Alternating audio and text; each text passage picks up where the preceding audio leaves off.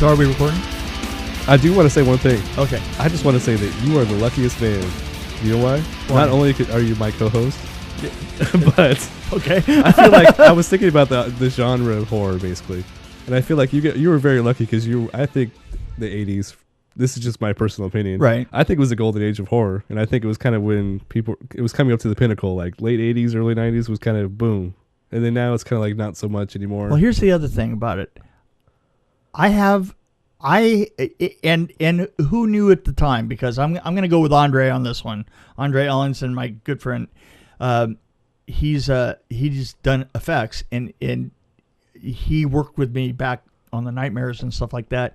And he turns to me one day, we're talking on the phone, and he goes, "Can you imagine what it would be like if you had known at the time Yeah. how popular these films were going to be?" And he says, and in the end, what they were they were your work, and then when that work was done, you were desperately looking for another one. Right. Just move on to the next thing. Yeah, and through that time, all of us thought that, doing the horror films that we were doing, that this was the lower class, and we were obviously lower. We were the lower class. We were basically non-union crews, and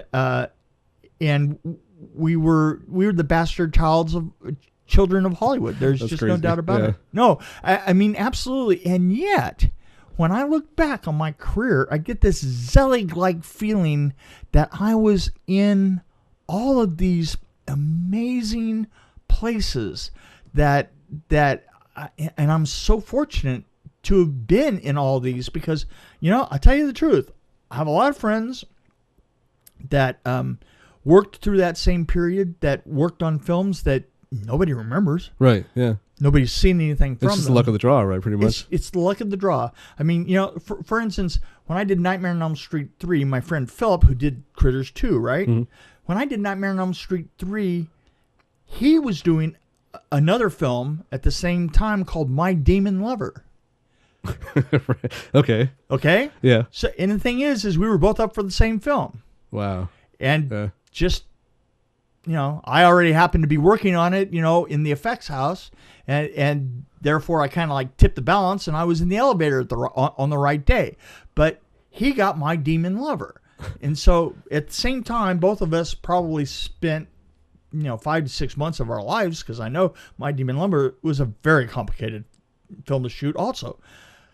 So those 5 months of his life, nobody gives a crap about My Demon Lover. I barely remember that. Yeah, it's like it hardly even exists. And I did Nightmare on Elm Street 3. So that's the weird thing about it. How was it that I kind of had this way of going from one iconic film? And the thing is, it's not even like I was a production designer on all of them. Right. It's like I would just wind Set up design or there, whatever. Yeah. for, as doing effects, doing second unit construction, anything that you can imagine as it went along. I just happened to be there, and I find that was an amazingly blessed human being to have been in the right place at the right time. Yeah. Well, I also think another point I want to make too is that you were pretty much a production designer or set designer. You were kind of on that side of things. So Right. art plays a really important role in horror films, I think. It does. Especially Nightmare on Elm Street 3. That's why that's my favorite one, because Right. it's the most artistic one, I think. And not so much art as art department. Right. Art department. Yeah, exactly. Art department plays a huge role. No, but art in general, I mean, Oh yeah, you know what I mean? Yeah, and art's crossover,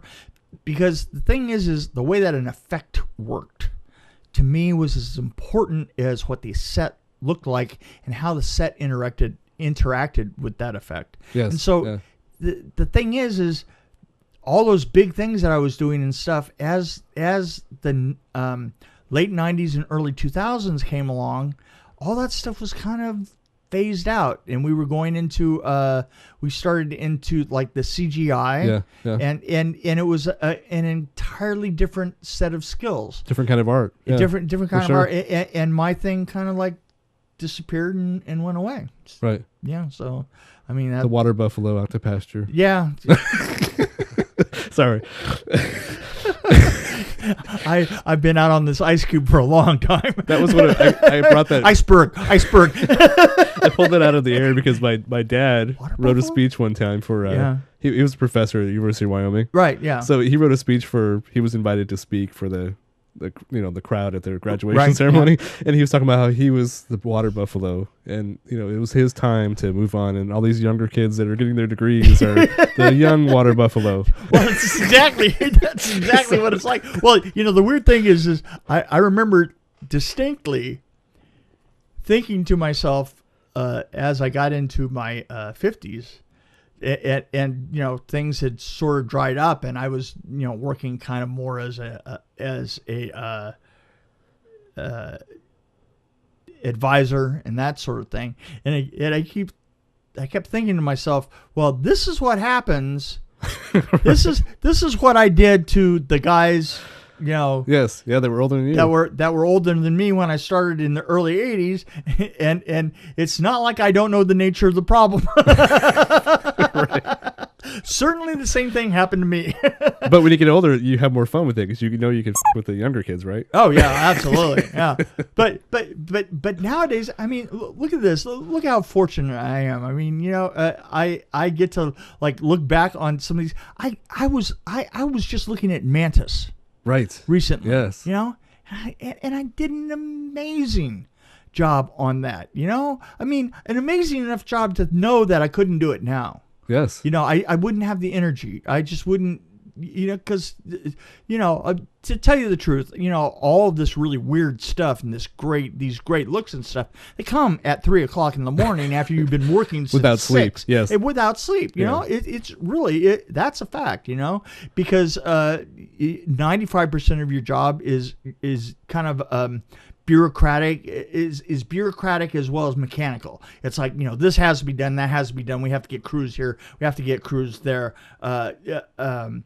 You have to be in this many meetings, and you don't come up with an idea until 2 a.m, and it doesn't get fleshed out until 3. And finally, when you drive home at 5 and you make that decision, that classic Los Angeles decision is, am I going to traffic and am I going to take a nap or am I going to take a shower? Yes. Right. Yes. Yeah. And you're sitting there in traffic thinking about this. Right. Exactly. thinking shower nap, because you're going to be right back there on that set in 2 hours.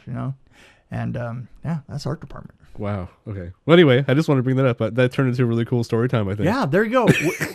that wasn't associated with it. That's like a special episode in itself, I think. Yeah, I think it is, actually. How do you like that? Lucky. Ooh, what a lucky man he was.